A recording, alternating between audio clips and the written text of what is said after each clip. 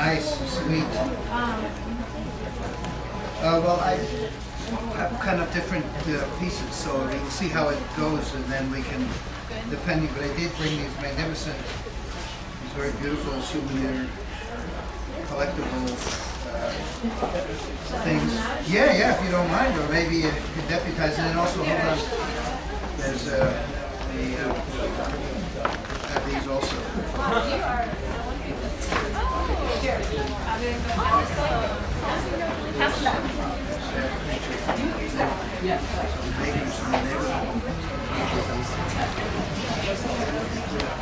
Get up.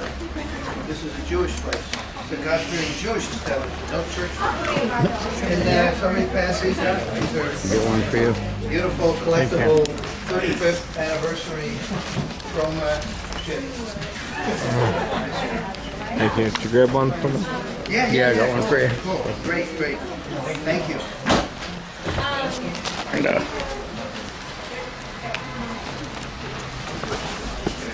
got one for you. No. Thank you. There you go.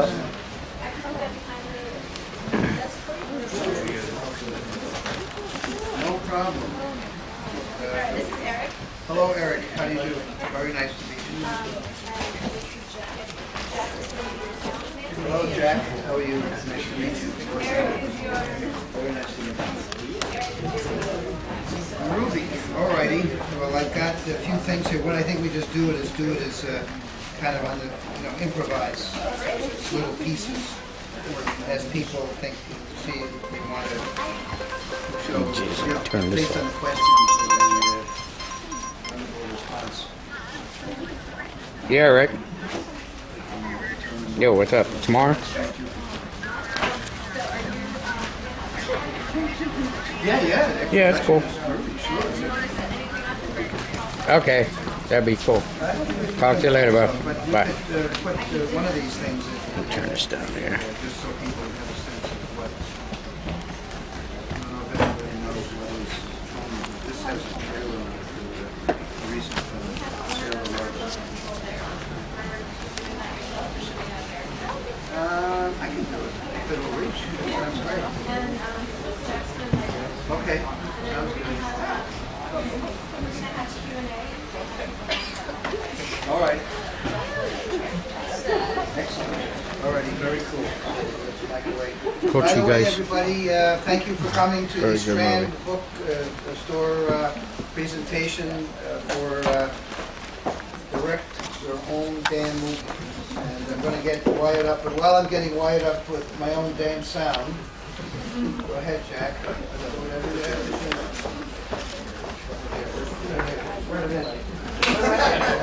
All right. Oh man, I thought it was cool down there. We live on the Upper East Side. Upper East Side, we do those things. Sorry.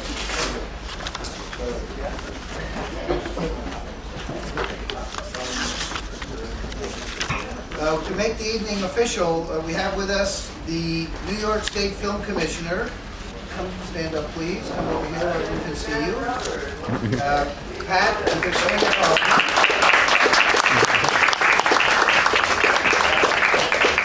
And if you want to learn more about the New York State Film Commissioner, you can buy this book, or you can consult your New York Public Library. A picture also, a very beautiful picture right here. Thank you, New York State Film Commissioner.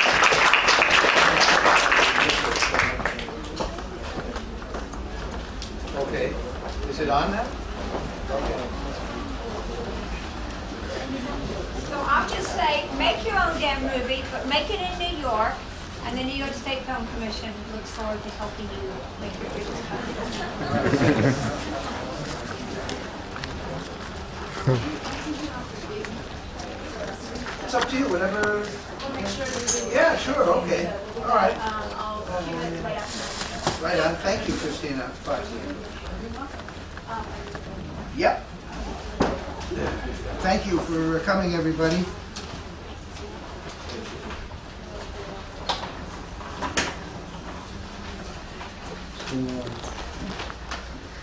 Good evening and welcome to the Strand. I'm Christina Foxley, the Director of Events, and I'm pleased to introduce Lloyd Kaufman, the founder and president of Trauma Entertainment and author of tonight's featured book, Direct Your Own Damn Movie.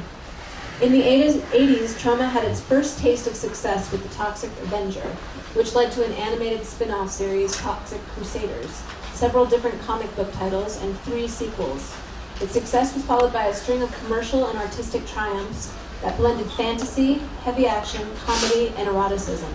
This work created an entire generation of young fans, some of whom, such as Quentin Tarantino, Kevin Smith, Mike Judge, Peter Jackson, and Trey Parker, went on to become filmmakers themselves and consistently credit Kaufman as an influence.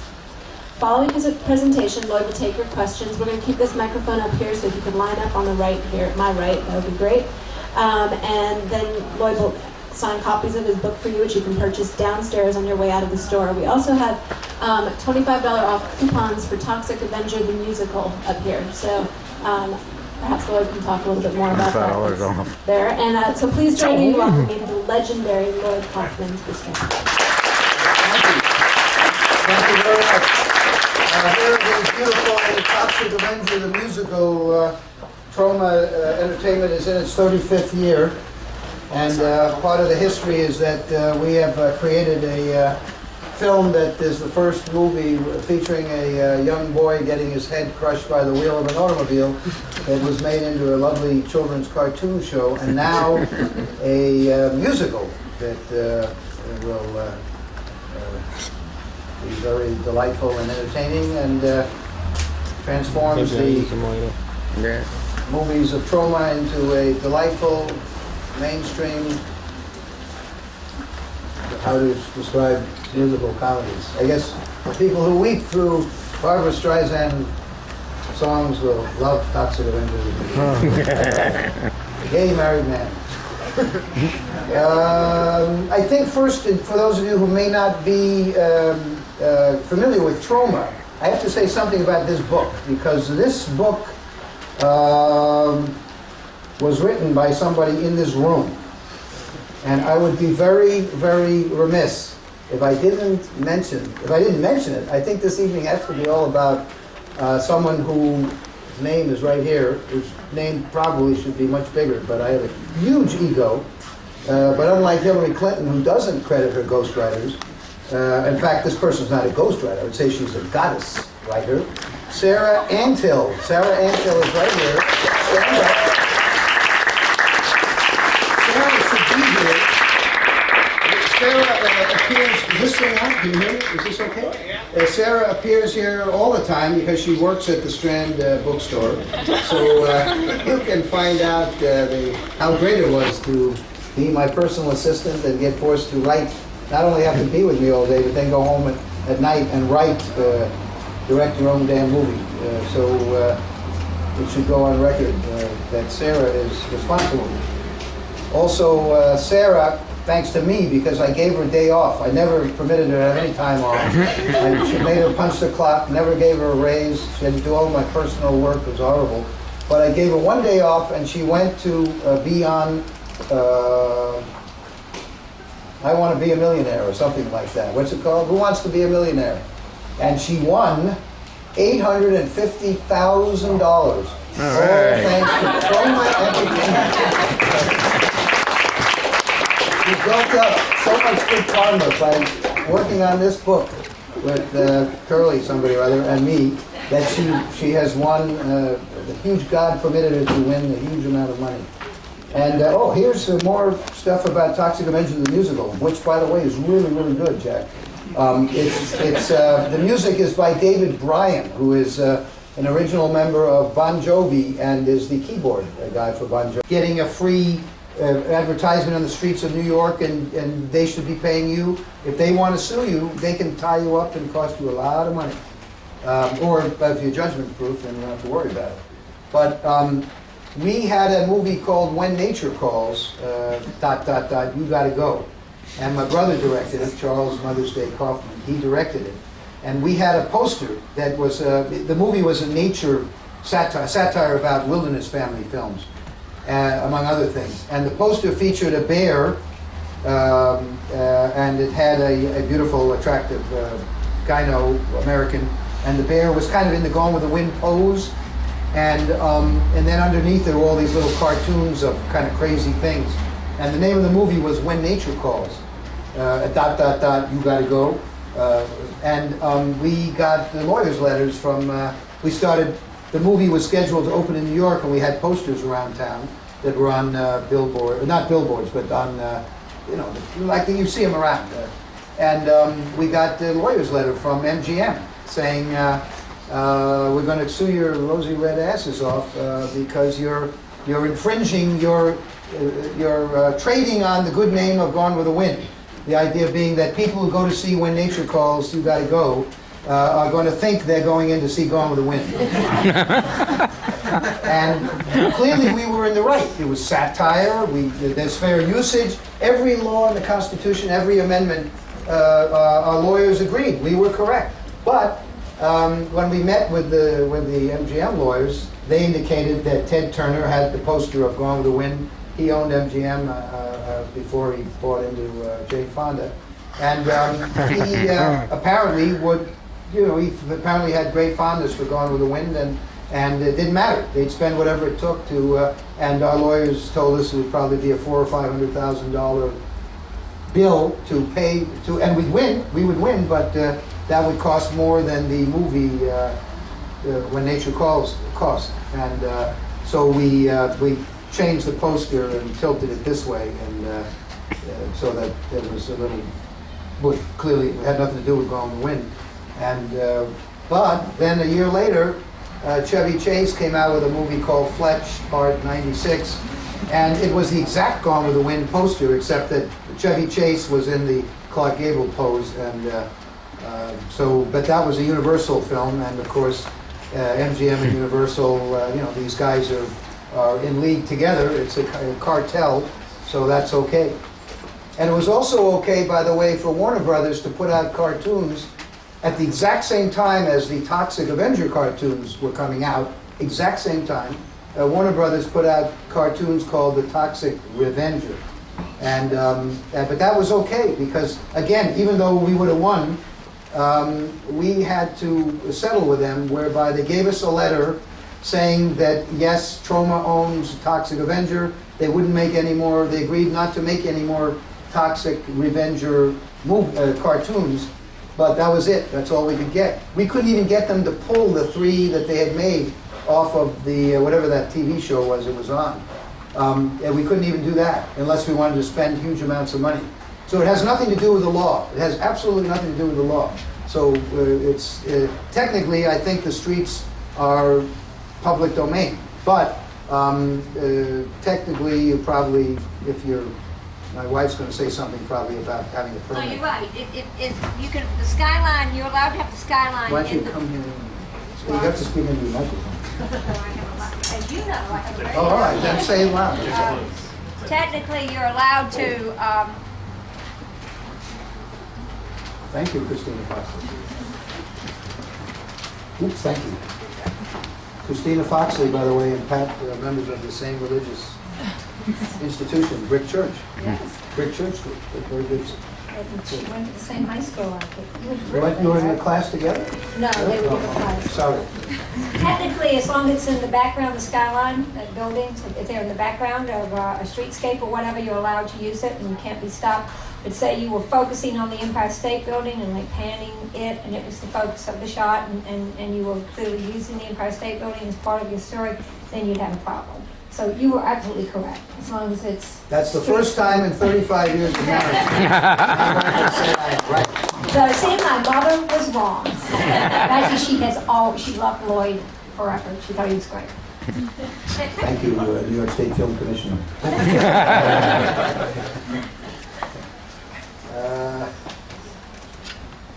I'm sorry. Have you ever gotten in trouble with the police for shooting on location? The reason I asked is, on one of the movies I was in, the 2 filmmakers got arrested for carrying guns on a high school campus. This gentleman says that for some unknown reason, the police arrested these filmmakers for carrying guns and wearing trench coats in a high school. That's absurd. That never happens. Using guns is no joke, and I learned it the hard way in 1970. We were making Cry Uncle, and we had a gun permit, but we forgot to tell the police that we were shooting a scene with a gun. And it was in a pretty bad neighborhood. There were no people around, but somehow the thing went up to the police, and the police heard that there was something shooting. There was shooting going on over near the Hudson River in the Truckers District, and the place went nuts. And of course, it was my mistake as production manager on Cry Uncle, and they came with drawn guns. I mean, they could have been. And our actress, there was an actress, if I remember correctly, who was had very small clothing, chasing a kind of naked man down the street. preparation and scheduling. Who knew there was so much paper involved in the art of directing? The pre-production is very, very important. Too many young people forget that the script is very important. But also, I think a lot of the people who think they want to make movies, they don't want to go to the trouble of preparing. When perhaps one of the main reasons that our movies have been somewhat successful is that we take a long, long time preparing. Okay, at this point, let's take a deep breath and evaluate our position. You're on the couch, I'm on top of you, we're good. But what about your movie? Have you forgotten about that? Lucky for you, Uncle Lloydie is here to guide you through the most tedious of all chapters. This one, how to keep your hands busy and away from your crotch. Sarah, how did you write this? As the director of a film, your crew expects you to have somewhat of a clue. When there's a problem, you need to solve it. If there is a question, you need to have the answer. One of the great things about being a director is that while you can surround yourself with intelligent and qualified workers, you are the final authority on everything. Everything. The downside of being a director, however, is often that you're the final authority on everything. Everything. So your most important task, aside from pointing the camera and yelling, quote, action, unquote, is to be prepared. And as prepared as fucking Girl Scouts. And there's a footnote. I don't endorse fucking Girl Scouts unless it is in exchange for Thin Mints. And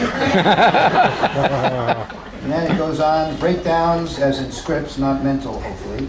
Now that you have a completed script, you need to go through it page by page. Break it all down so that you can begin to work out your shooting schedule. Keep in mind that the method of breaking down a script, it shows you actually how we break down the scripts, and it doesn't necessarily have to be one of those programs. We have our own system, and I talk about it, but also we talk about the computerized program. And then here's a beautiful picture of George Romero. George Romero, he talks about copyright in the book and how he lost his copyright because he didn't pay attention on Night of the Living Dead. And there's a picture of the two of us, and this caption, George Romero doesn't appreciate where Lloyd Kaufman right hand is heavy. And, but he's still smiling, so it couldn't be that bad. Any event, any other questions? Anybody have a question? Oh, with a camera. You have a camera. That's very good. Yes. Did you catch that bastard in China who bootlegged all your movies? Sorry? Did you catch the guy in China who bootlegged the latest movie? Oh, bootlegging. Well, if you go to YouTube and type in Lloyd Kaufman bootlegging, there's a little speech about bootlegging. I'm not against bootlegging necessarily. It's helped us. And that's a very good issue because the Toxic Avenger musical, I don't think that would have happened if I hadn't have given a free license to trauma fans in Portland who made a musical called the Toxic Avenger, the Music Kill, K-I-L-L. And it ran for quite a while in Portland. We gave them the license for free, figuring why not? It can't hurt us. And if they make a little money, good. And maybe it'll stimulate, just keep the Toxic Avenger and trauma in people's heads, because the media is much more interested in promoting Harold and Kumar go to Guantanamo. They'll twist themselves into the New York Times front page theater section will twist itself into a pretzel to try to explain that Guantanamo Harold and Kumar movie is socially important because of the shit and the farting, that is a great commentary on American society and blah, blah, blah. But when I spent 3 years making Poultrygeist, Night of the Chicken Dead, it's stuck in the kind of column where it's, oh yeah, and there's also a film made by this kid blogging about X-Files in his basement, and Lloyd Kaufman, after 40 years, made Poultrygeist. It's okay. What were we talking about here? I don't remember the question. Oh, bootlegging, yes. So then another group in Omaha decided they would like to make a more ambitious Toxic Avenger musical, and we let them do it. And that ran for, I think, 6 weeks and got pretty good reviews.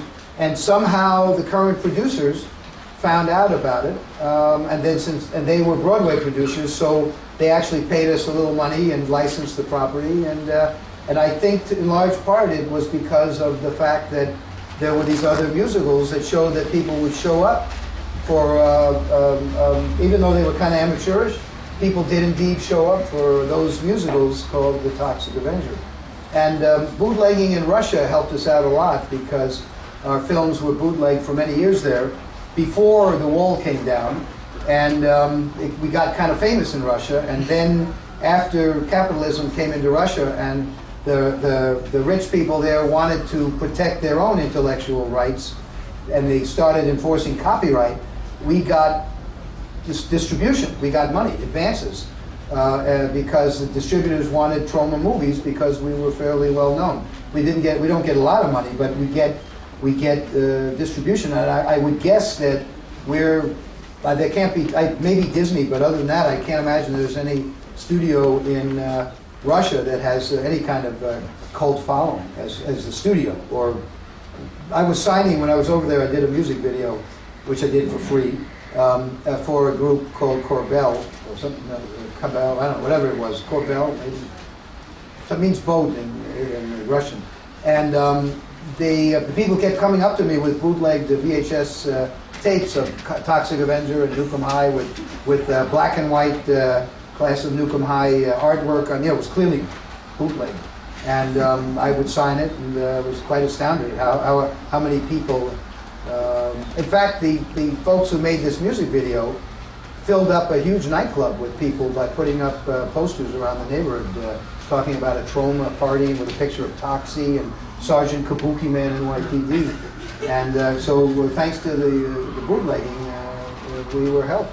But in China took another step. In China, the people there bootlegged Poultrygeist, Night of the Chicken Dead, even before we made our artwork, even before we made the key art for the poster. So they didn't have the credits. So instead of Jason Yashanin being listed on the box cover of Poultrygeist in China, the good people in China listed Stanley Tucci and Alfred Molina as starring in Poultrygeist. And the Chinese also made their own artwork, which was actually much better than the artwork that Troma made. And the menus were much better, but it was too late because we had already started making ours. But as Sarah says, if you want the Stanley Tucci free edition of Poultrygeist, get the Troma DVD of Poultrygeist. No Stanley Tucci, guaranteed. If we make our own movies, like Your own damn movies. pardon me, on the streets of New York, for example, and there are like landmarks in the background, but we're in and out before anybody stops us. Yes.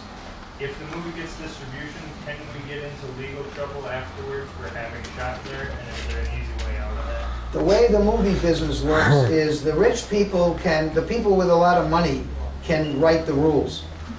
So if Coca-Cola doesn't like its sign that you happen to get, they got all the money in the world. It doesn't matter whether satire is protected by the First Amendment.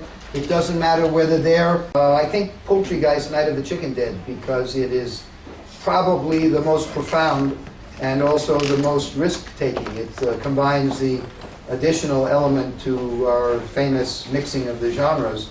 And that's kind of, I think, why Peter Jackson and Quentin Tarantino and these guys sort of like what I've done. Poultrygeist adds in the element of musical, the singing and dancing, along with the beautiful Chevron drums and incredible satirical, political commentary and sociological investigation. It's also an anti-fast food movie, and I'm very passionate about that. Even though I had Twizzlers for lunch, but Twizzlers are okay. Oh no, actually they're not okay because they use the hoofs from the animals. They shouldn't be doing it. Yes. Is Poultry Guys on DVD now? Poultry Guys came out on a collectible, limited edition, 3-disc DVD box set, but they were numbered. There were 15,000 only, and that has been sold out. But the good news is there is a 2-disc box set coming out very soon, on which there'll be unlimited numbers of them. Does the Two Boots video store carry it? When it comes out, they will have it, I'm sure. Yeah, they usually have most of the Troma movies. Is Two Boots, now I've heard that Two Boots. It's what's left of it. Yeah, I mean, it's they're now much smaller. It's much smaller. But their pizza stores, I believe, are expanding. So it tells you something about our independent industry. It's a very difficult era for independent art and commerce.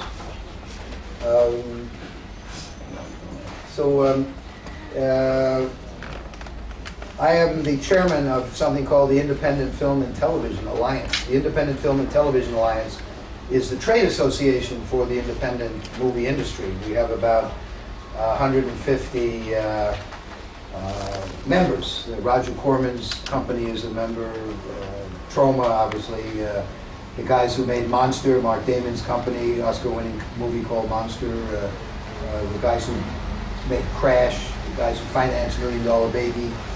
So there's a variety of independent companies that are members of the Independent Film and Television Alliance.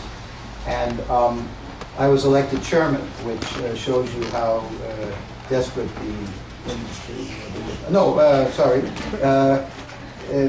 I was elected chairman on the platform of lobbying in Washington to try to educate the Congress and the opinion makers and the FCC that the independent world of art and information and newspapers are being smothered and strangled by a small group of giant international media conglomerates, and to try to get the government and the opinion makers to be aware of the fact that Reagan and Clinton got rid of the rules that used to prevent monopoly, and those rules are the reason that everyone wonders why were the 70s so full of truly independent movies and television.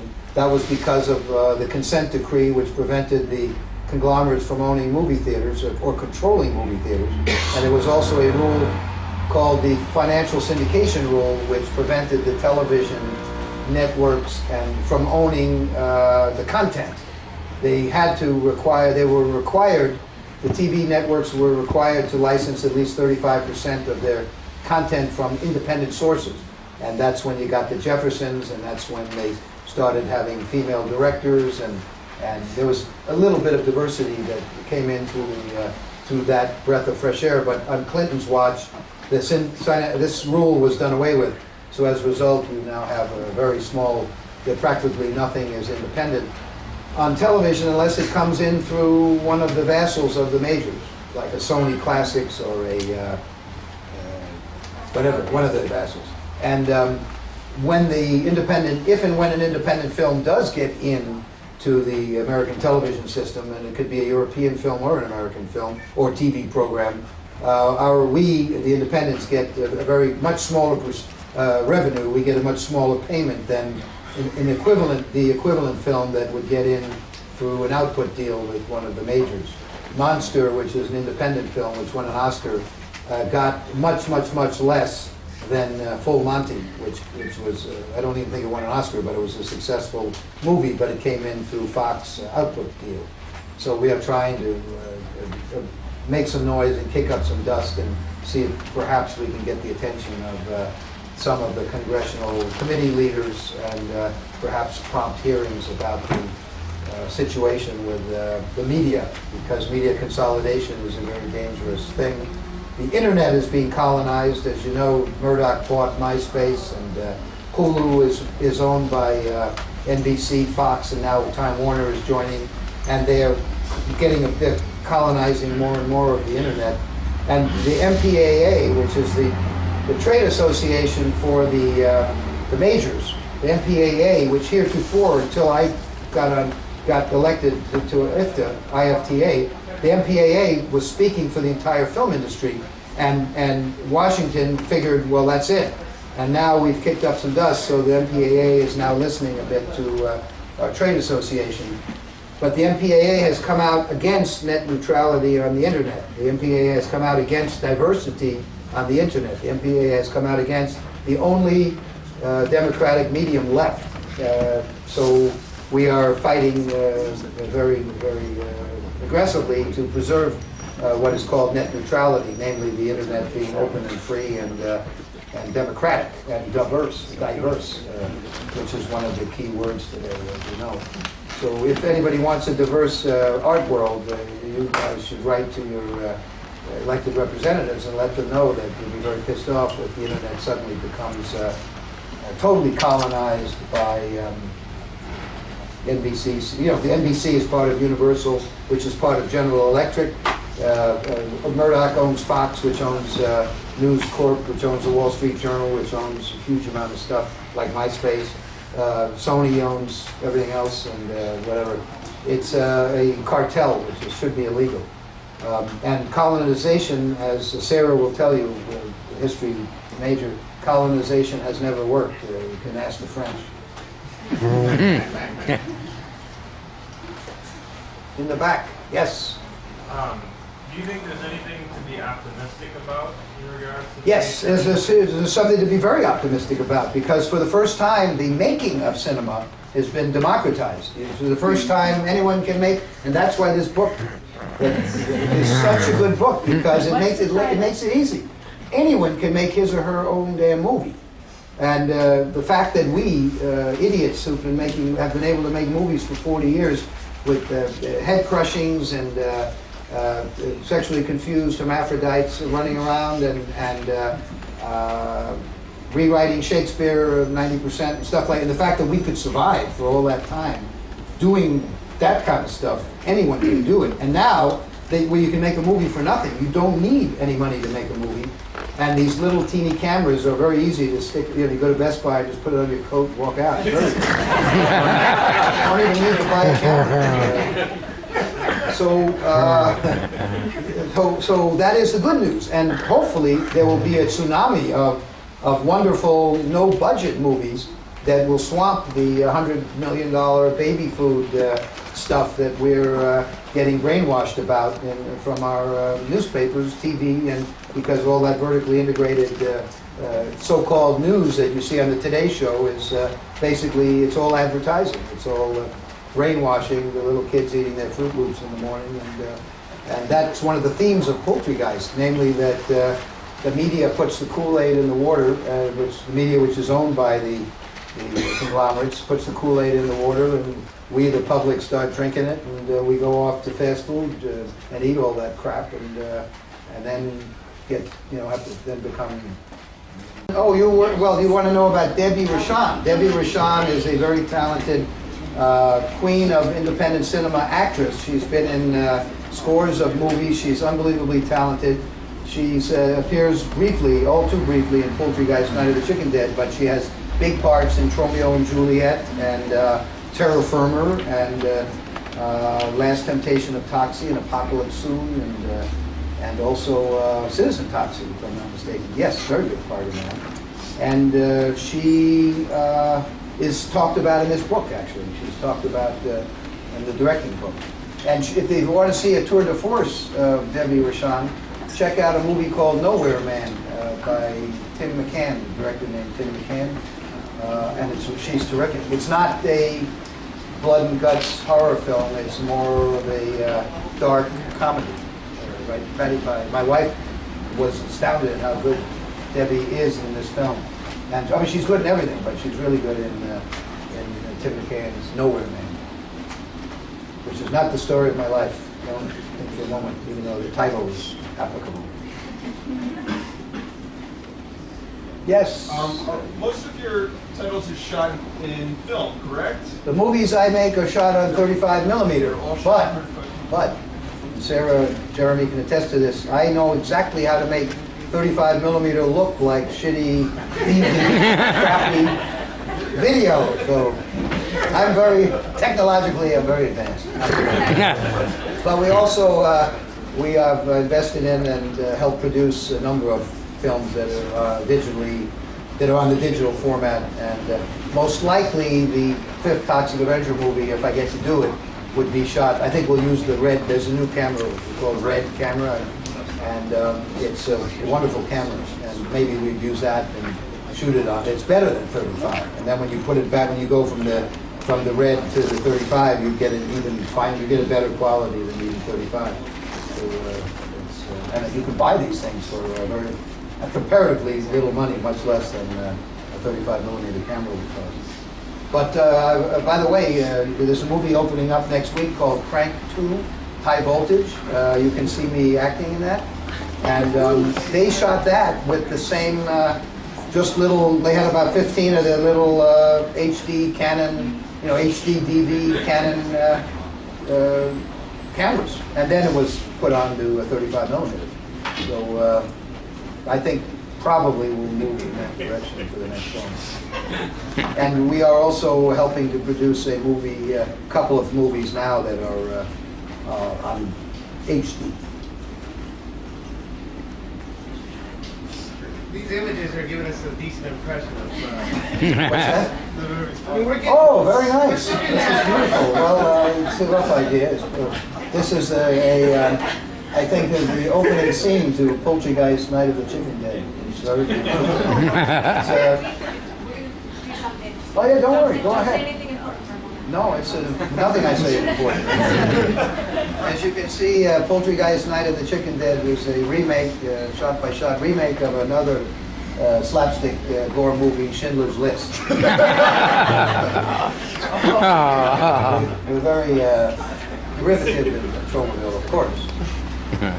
Any other questions while we watch? It'd be hilarious if we found out that the DVD has no sound.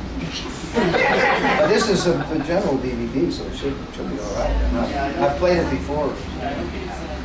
No, it may just be some little thing, little connection somewhere. It's no big. We can just have the Q&A. Not a problem.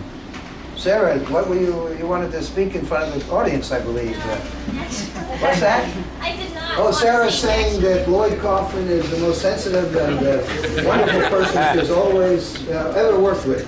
Thank you, Sarah. I had no idea. Thank you. Thank you, Sarah. Sarah, ladies and gentlemen. Yes. What else did you want to say, Sarah? This is a really great book, and everyone should purchase it. Yes, direct your own damn movie. It really is a good book. We spent over a year and a half writing it, and also there are interviews in here with people like Eli Roth and the guys who made Crank, and Stan Lee, and Ron Jeremy, if you want to break into art films. So there's all kinds of successful directors, all of whom are independent. Some are very mainstream, and others are more esoteric. And it really is a good book. It's an excellent book. It even has a sidebar by one of our former interns, who is now serving 18 years in Texas for prison system. All thanks to Troma. Is the DVD companion for sale yet? Very good question. Is there with the previous book, Make Your Own Damn Movie, which came out before the novel, of course, Toxic Avenger, the novel. Make Your Own Damn Movie has a companion film school in a box, a companion 4-disc box set called Make Your Own Damn Movie. The good news is come May, you'll have to wait till May, there will be a box set called Direct Your Own Damn Movie box set, which features a feature-length documentary called Direct Your Own Damn Movie, but also many interviews, many very long interviews, in-depth, technically extremely interesting interviews with the footage that goes with it of many of the directors that are featured in the book. And also there are lessons, as in Make Your Own Damn Movie, where I talk in this book about, where Sarah talks in this book about telecine, because I don't know anything about it. There is a beautiful essay on how to do your own telecine, and also sound design. I've got an essay where I filmed the sound design that we did with, Sarah wrote it, well, whatever, anyway. I am a woman, and I am Sarah Ann Hill. Anyway, there we have a very good essay on sound design, on all the different steps of directing, fundraising, various pieces of directing are depicted in the box set. Not to mention this amazing feature-length documentary that's very, very good called Direct Your Own Damn Movie. There are two other documentaries in there. One is Poultry in Motion, which is the feature-length documentary about making Poultrygeist. And then the Thin Brown Line, which nobody has seen. That is the documentary about the making of Tales from the Crapper, which we don't want anyone to see, but the documentary is really good. It was a very, Tales from the Crapper was a very failed movie. Pardon? Yeah, sure. We could try, let's see, why don't we try the one with that, I just finished this beautiful, this amazing, this wonderful, here's a little behind the scenes about Crank that'll give you a sense of the digital film being used for mainstream. Crank 2 opens, I think, April 17th there in town. And believe it or not, it's the sequel to Crank Part 1. And Jason Stratham has got the lead. It's even better, too. I've seen a fair amount of the second one. It looks even better than the first one. It's really good. Fantastic.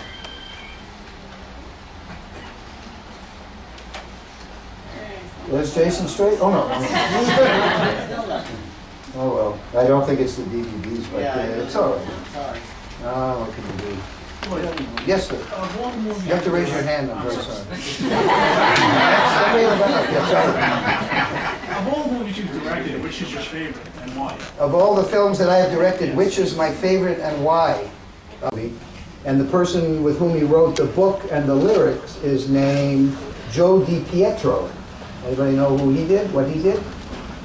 He wrote and directed the Harriet Tubman autobiographical. He wrote the most popular off-Broadway show in history called I Love You, You're Perfect, Now Change.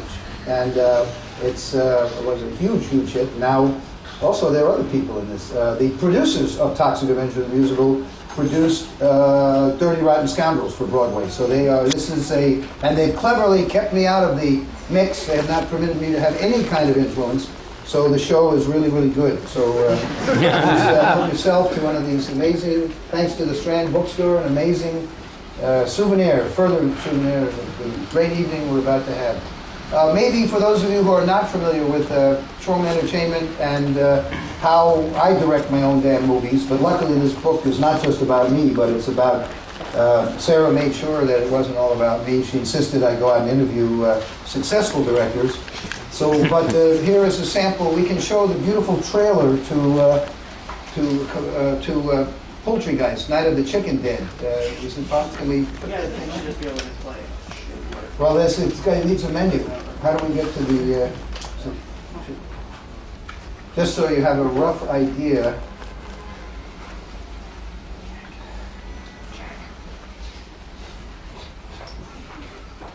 Well, it's all right. He's searching.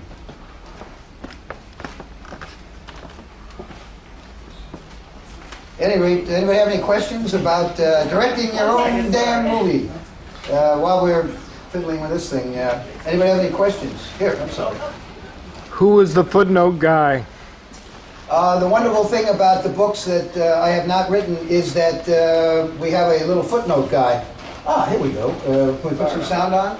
And the footnote guy was inspired by the little guy who did the credits for Romeo and Juliet. There's a little man who does credit messages, and they went to school together.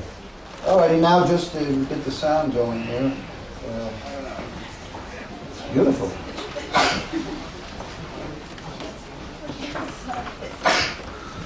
But the footnotes are very scholarly. Since I went to Yale University, very intellectual, and this book has many, many informative footnotes. Very, very positive addition. Most books of this type don't have footnotes. Next question. This is kind of how a trauma movie is made, actually. Stressful, chaos, dysfunctional, horrible. You'll learn all about it in this amazing book. Plus, the good thing about this one is the sticker is right over my face. So it's very smart, very wise, because I don't look like Brad Pitt, that's for sure. We had a movie, Jeremy Howell is here, who formerly ran Trauma Team Video. And we finally, after 4 years, we finally got a movie into Walmart, the Lassie. We own the Lassie movie. And Walmart agreed to accept it. And we made 60,000 copies of this movie at our expense, naturally. And then the good people at Walmart put the sticker over the dog on the Lassie cover of the DVD box, so none of the mothers and their children could tell that this was a Lassie movie. And Walmart sent us back, I think, 59,999 copies of Lassie, whatever. Lassie, the painted desert.